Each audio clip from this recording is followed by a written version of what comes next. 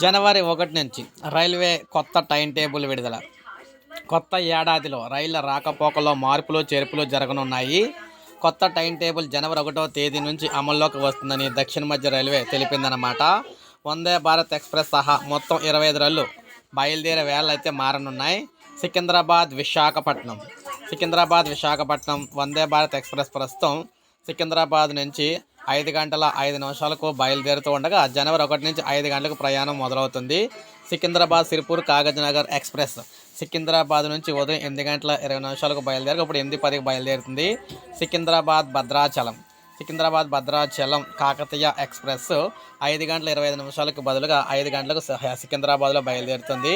ఈ మార్పుల వివరాలను ఐఆర్సీటీసీ వెబ్సైట్లో చూడొచ్చని దక్షిణ మధ్య రైల్వే సంబంధించిన అధికారులు తెలియజేశారు.